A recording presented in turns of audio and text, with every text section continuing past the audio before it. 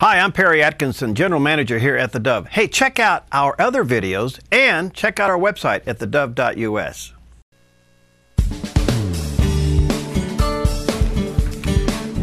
Okay, we're back, and our special guest is Cheryl Chumley. Maybe you have seen or read some of her material. She's a full-time writer with the Washington Times, and she writes about politics and government, a variety of newspapers as well, internet news sites, think tanks. And she's the author of a new book called Police State USA. Whoa. Cheryl, nice to have you with us. What a delight and an honor. This is a heavy topic. What made you take this on? Well, first of all, thank you. I appreciate being here. It's an honor. As far as why I wanted to write Police State USA, I'm a mom with 4 kids. I love my country. I follow news on a regular basis and have for years. And I'm just really concerned about the direction this country is headed. I think we all are, and we're kind of waking up to the fact that government's gotten very big, very intrusive, and big brothers everywhere, and we're becoming uncomfortable with it, but we really don't know what to do about it. It is a little overwhelming how to fight, how to return this country to its constitutional roots. My biggest message is that Americans should not give up. As long as we have breath, as long as we are alive, we should still wage the battle, because what greater battle is there than to fight for one's country? No question about it. Do you believe we are in a police state now? Pretty much. If you read through the topics I've covered in my book, you can see easily that we're being attacked by government encroachments at all levels, at every angle. And it's way more than just the obvious. It's way more than just the NSA and Edward Snowden.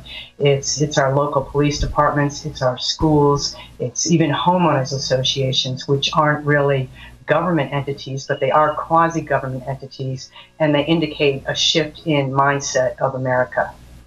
You know what alarms me, Cheryl, is that it feels that some of these sub-agencies outside of the police force itself has powers to enforce their laws or their rules or their policies, and you talk about it. Of course, we have cameras and phone tapping and all of these other things, but it seems like some of these civil service agencies or human health agencies have more power than we possibly think they have. Well, look at where that comes from. We have the White House and the First Lady, who is not even an elected official.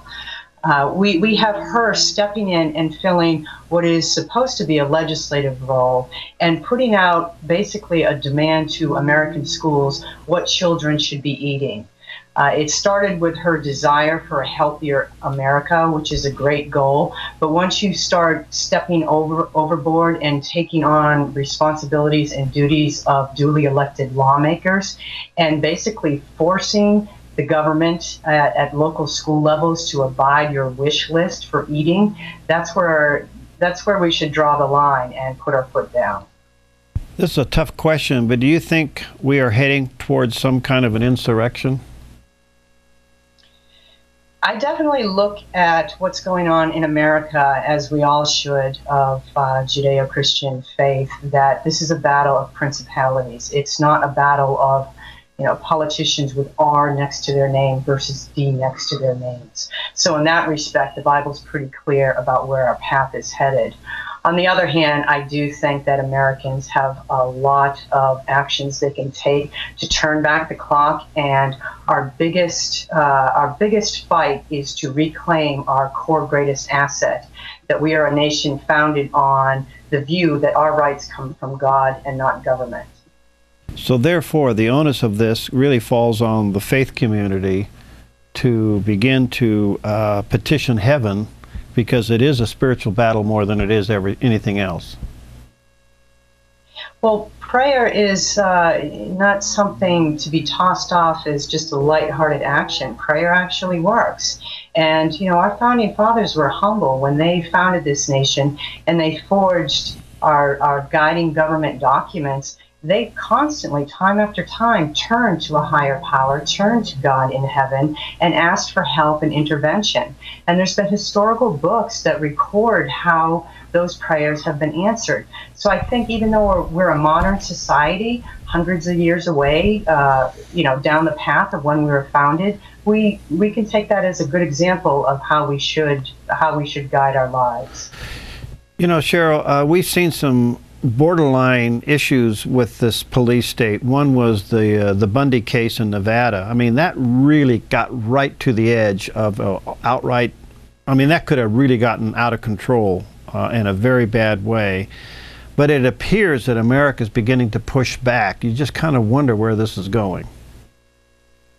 Well, sometimes it takes big dramatic events to wake people up to the realities. And I agree, the Nevada instance with Clive and Bundy in an armed standoff with federal agents, that you can remember federal agents are servants of the people. They are our employees.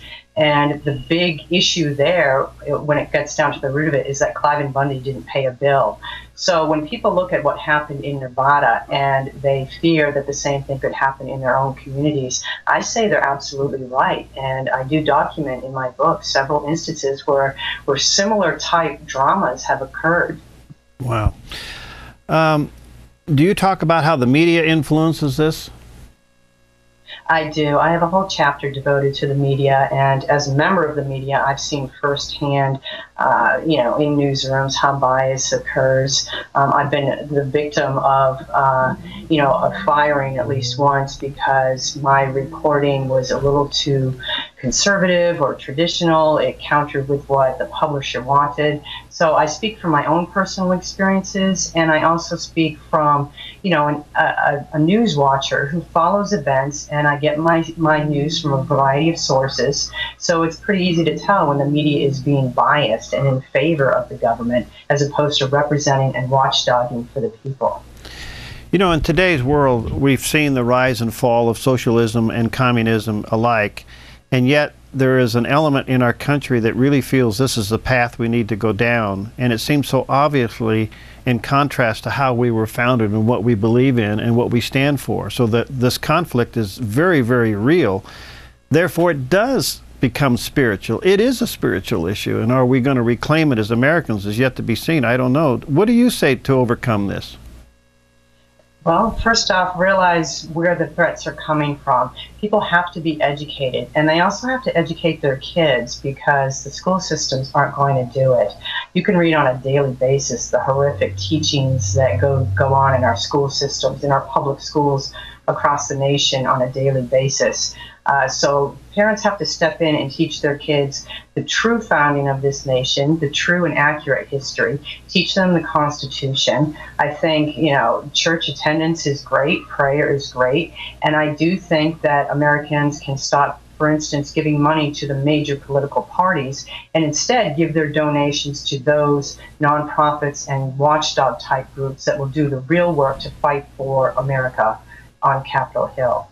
Well, that's beautifully said, because I think we're now seeing that there's generations out there that were never taught the Holocaust. Therefore, they don't even believe it exists or it happened. It was a myth. And if you look at the history, our next generation of children aren't going to realize the biggest, strength of America. Our rights are rooted from God, not from government. And once you lose that, it just opens the door to more and more government encroachments. Do you have hope for America? Definitely, definitely. America was founded on God's grace and blessings. And, I read the Bible. God uses negative things to wake his people up, and I think that's where we're at right now. I happen to think that the Obama administration is one of the most corrupt, secretive administrations, no matter how much it tries to put itself forward as transparent and out for the benefit of America. And I just think that you can use this information we've seen the last few years under our federal administration and take it and dig in and fight harder. Of course we have hope. That's wonderful. Well said. Well, let me encourage you to get a copy of the book, and it's called Police State USA. There's a picture of it there on the screen. You may want to check it out. And thank you, Cheryl, for what you do. Thank you for the stand that you take. And stay vigilant. And the best to you on this book. And let's hook up again sometime soon, okay? Hey, thank you. I would love that. Okay, have a great day. All right, we'll see you next time on Focus Today.